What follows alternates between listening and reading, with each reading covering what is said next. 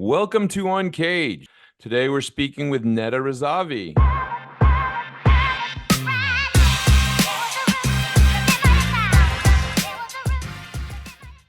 Neda, how are you? I'm doing well. Thank you for having me. I'm so pleased to have you on the show. Neda, you're working on some amazing stuff. She is the CEO and chairwoman of iSono Health. iSono Health has developed the first AI-driven platform with an automated, potable, and wearable ultrasound to empower women and their physicians with early breast cancer detection and monitoring. So we're going to be talking a lot about women's health. We're going to be talking about this new technology that iSono Health has come to the market with, and really the story of iSono Health. But before we get there, Neda, tell us a little bit about you and your career. Sure, thank you. I have been driven by a vision for a world where early disease detection and treatment have paved the way for healthier and longer lives. I have enabled Fortune top 50 biotech companies, which were my past employers, to fortify their foundation, mobilize the organization, and prepare to execute for the stages of expansion, which generated cumulative revenue of over $9 billion for them. I'm a cellular biologist and 23 years of commercial experience of developing and launching 6 new categories and 65 different product IDs. And I have been across the different stages of product lifecycle management, from go-to-market planning, global marketing, channel creation, strategy development, and execution. But what I consider as my superpower is launch excellence and creating customer insight and product innovation and road mapping and talking to key opinion leaders in the market to understand what do they need and how can we improve the product. I work for companies, notable marquee brands like Illumina, Roche, Abbott Lab, Natera, Medtronic, Baxter, and Allergan. So if I were to nutshell everything in one, I would say my passion and enthusiasm to drive the technology to help people live a better life. And that has been what I've been focused on in the past 23 years to do. I love it. I mean, what an incredible background, and certainly a lot of experience in tech bio on many, many different sides. Really kind of, I think, bringing together the medical aspects of it with the commercial, which is absolutely critical for these companies to thrive and grow. But now you are the CEO and chairwoman of the board at iSono Health. So tell me more about the iSono Health story. So I will first start with the iSono Health story, which was inspiring story for me. The two founders, two smart and talented PhDs, one from Stanford University PhD, the other from Carnegie Mellon, both lost their loved ones due to breast cancer not being diagnosed during the screening process, which later on I will add more to that. And they felt compelled that this must change.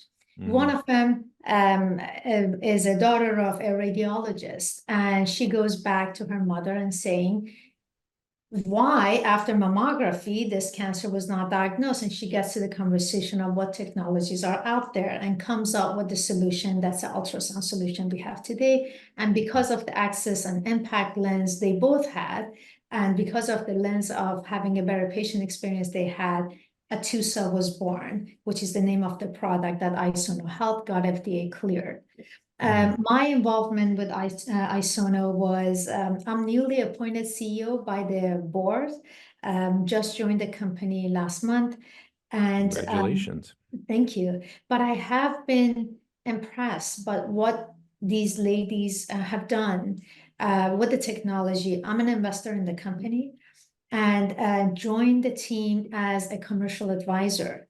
And I have seen the growth over since 2019 that I've been involved with the team. I've seen tremendous amount of growth.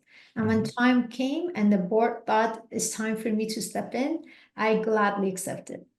That's wonderful. Well, I mean, the iSono Health story is very interesting, and I see that right now your lead product is called Atusa, which is the world's first AI-driven portable and automated 3D breast ultrasound scanner.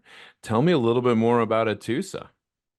I'll tell you first the story of Atusa. Okay. Atusa is a name of an ancient Persian princess who was the mother of Cyrus the Great. And Mm, she's the very first known case of breast cancer in history, 2500 BC, where she was able to survive after her tumor was removed. So we thought the team came up with the name Atusa, which I believe is historic. And talking about the Atusa itself, the product is unique in a way that allows the automated scan of the breast using the 3D AI-powered ultrasound to do the scan. And maybe I should a little bit step back and tell you why this product creates a lot of value. If you yeah. look into our spending today, um, by FDA requirement, all the women of age of 40 and above in the US are asked to go for a screening program. That's about 84 million women.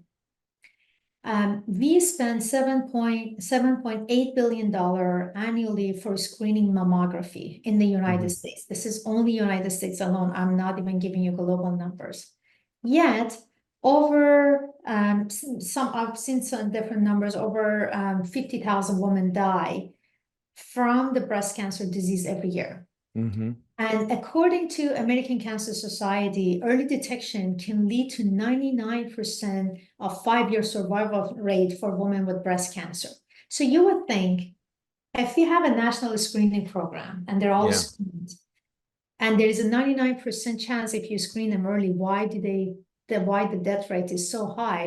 This is not necessarily curable, but it's definitely we can extend the life of individuals. The reason for it is few things. I would say three mainly. Half of the women that need to be going to screening are going to their screening. So from 84 million, only 40 million are Okay. doing their screening annually. Why? Because either they don't have access or they don't like mammography experience. It's a painful, pressing Yeah. experience that's not Understood. good, or they can't afford it, or it's not offered in their area. Second reason is mammography misses 50%, up to 50% of women and detection of their cancer. Hmm. Because female with dense breast that are 30 to 50% of our population in the US, up to 70% population in Asia Pacific, the chances of mammography picking their tumor goes down very, very quickly. Mhm. Therefore, their cancers are missed in mammography, and they have to go through supplemental imaging. The reason Atusa was born, I told you this long story to tell you why Atusa was born, because Atusa is a very strong, highly sensitive ultrasound device that helps detect the cancers that are missed due to dense breast under mammography. The second reason Atusa is designed the way it is one of the biggest challenges in radiology centers is a shortage of skilled sonographers that can run the ultrasound. So the ultrasound, unlike mammography, where the skills is in reading the images, for ultrasound, the skills is creating images. That's really important. You need a very advanced technologist like sonographer that can do that. Right. And TUSA took that equation out of the way by automating the scan. So now any healthcare professional, from your medical technologist to a nurse to a midwife to primary care or OBGYN, anyone can run the scan, and the scans could be read outside and somewhere else. So the technology uses AI to improve the images, also help the physicians and clinicians to identify who is a high-risk patient, and Right. also helps identify where the areas of malignancies are and risk score. There's a lot of bells and whistles that I'm not going to get to the detail right now. No, no. I mean, it's it sounds like a wonderful step forward, and certainly it's heartening to hear the story of the technology. So it's a little disheartening to hear that, only 40% or 50% of the people show up for the scans, and then some of the scans are, are inaccurate. Because, if I were to if I were to kind of make a massive generalization, I would imagine that today's generation seems to be more aware of the issues around breast cancer than any ever before. Has it gotten better over the last 10 years or worse or stayed the same? Tremendously better, Okay. tremendously better. I wish I had more stat on this area. First, I know there's a lot more women that go for screening. Okay. Even though we are at 0.5% of 50% of population, there's a lot more women that go for screening. The second thing that has happened, Can FDA I has, ask you a question? Is that a glaring difference compared to other countries? Or are we on the low side in the US or no, average? we are on average. We are on Okay. average. So there Okay. are Western European countries that are, having a better number than us, but US is doing fine. We have a national screening program in place. There are countries that WHO, World Health Organization, has, issued a breast screening program across the world. There are some countries that are playing catch up. So we are doing much better, and our screening programs are paid by and reimbursed by our, Medicare, Medicaid, and various private insurances. So I would say we are just on an upward trajectory. Hmm. And if you look into supplemental imaging, which is use of ultrasound when you use a mammography that falls short, if you look at the stats from 2011, 2006 to 2011, and the number of using of supplemental imaging has increased from 11% to 34%. I don't have the most recent stats now. I know it's a lot more right now. The estimation is that 50% of those women are getting actually their supplemental imaging. There are some wonderful acts by Katie Corey. It's called it Find It Early Act that Hmm. are advocating, there are patient advocate group that are advocating for reimbursement for Mm. supplemental imaging to screening. So, and that would address the population that mammography misses their cancer to detect. Yeah. Well, I mean, I imagine I imagine people would love insurance rebates if they did all their testing and were able to prove it beforehand. I imagine that would be good for the whole industry, but that may be a supplemental iSono health system or Yeah, business that you that's can what that you can that would build, be Netta. nice. But One thing, again, one other thing I'm so helpful for this year, USPSTF, which is the US Task Force Services and Preventative Health Services, they have reduced the age of screening to 40. And this is Mhm. just this recent year. And these are all great advancement in the space to show Mhm. you there is interest, there is attention, and we really want to bring the detection of cancer age early. And if a female has family history or genetic background that Yeah. get them more predisposition to cancer, they also get qualified to do screening earlier. So, I mean, Netta, you find yourself as the CEO of the company. Tell me a little bit about where you are as a company now. What life cycle stage are you in, and what's keeping you busy right now? That's a great question. What I'm excited about iSono is the product is already developed and FDA cleared. So we already have this amazing technology ready to go to the market. Mhm. We are ready to launch the product, and hopefully in the next few months, by mid 2024, we will launch to clinics Mhm. and selected radiology centers and some certain areas of mobile health clinics. Our desire is to take the product to the next level of approval for our AI engine. We have developed an algorithm that helps smooth out the diagnostics process and help the radiologists in what they're doing. We would like to get it approved. And we are launching a clinical validation study along with that makes our claims and our diagnostics stronger. Well, it's great. And Netta, let me change gears a little bit here. And I mean, I can see that you have a long history, obviously, in the technology space, really related to medical care, medical devices, and now you find yourself leading one. Tell me what drives your passion for what you do. That's a really good question. You know, I'm American Iranian, born in the south of Iran. And when I was born, the Iran-Iraq war that lasted 8 years started. I spent 8 years of my early childhood Hmm. in the fight for survival, Mm, running for life from times to times. And my father wanted us to stay and defend our country. mm, So our life was on I mean, there's a lot of war news going on in the world. You know, what we forget about the devastation of the war for children is the engraved memory of trying to save lives. right. And this has been, I've seen people die in bombings close by. And I felt the hopeless devastation of I cannot help them. So for the longest time, I wanted to be a doctor. I thought if Yeah. I'm a doctor, I can help people. Well, it turned out that I became a cellular biologist. And since then, I've been always and only in health tech companies or industry in healthcare industry because of that passion of saving lives. So it turned out after many years of working, I got myself into becoming a CEO, but my life has been always focused on how can we give better tools, services, and product to the healthcare industry that we can save more lives. And Right. how can I do what at the moment I thought I'm completely hopeless? How can I prevent that from happening down the road? Yeah. And it is very overwhelming to really think you can solve the world problem.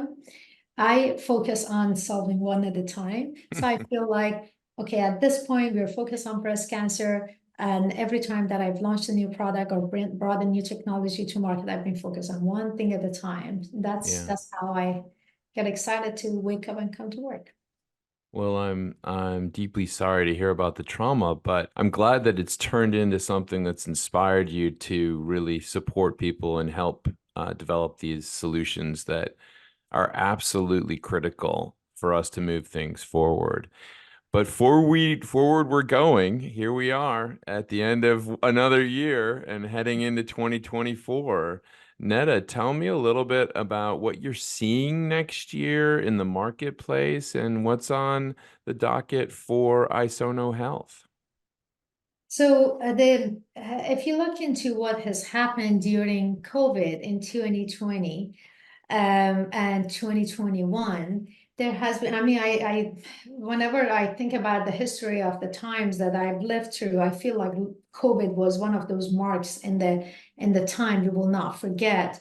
Right after COVID, there was a lot of changes and fluctuation in how the startups started. Like there was a good time uptake on the funding and startups being able to raise capital. But as time went on, the cost of raising capital became a lot more expensive. Yeah, The number of health tech IPOs reduced, shrunk tremendously. And the bottom of that trend was 2022 and 2023. yeah, There we saw a lot of you know, consolidation of the smaller companies, a lot of struggle for fundraising in the smaller companies, and female-led companies also have seen the same impact and pressure at a bigger rate. So right. what I am hoping in 2024, which we are seeing some early signs, is that the market will start picking up, especially for medical devices and health tech.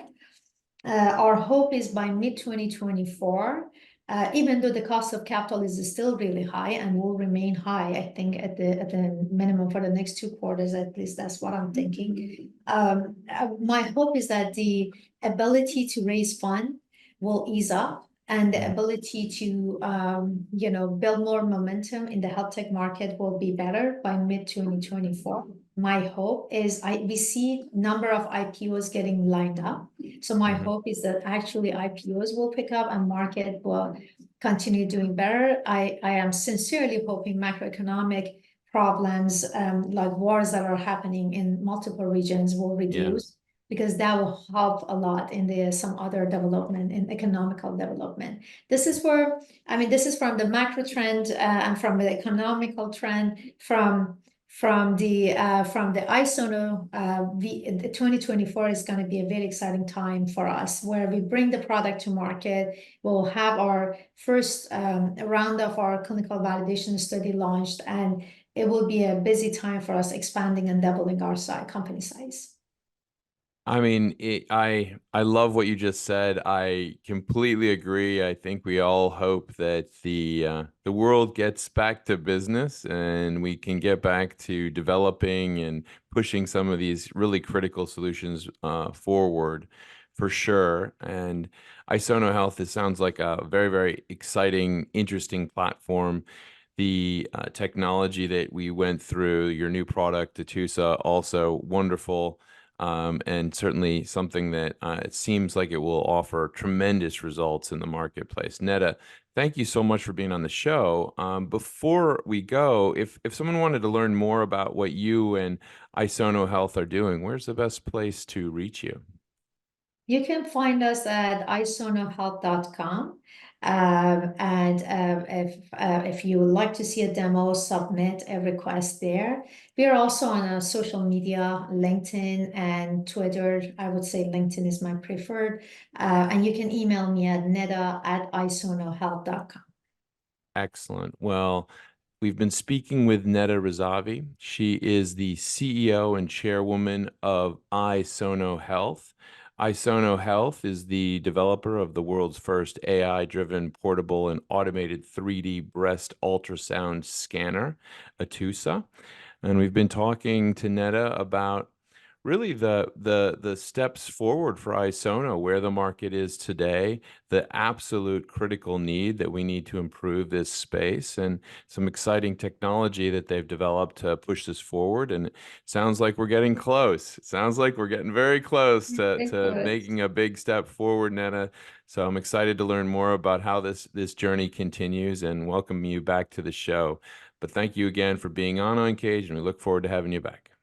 Thank you so much. Thanks for having me. Cheers. Pleasure. Thank you.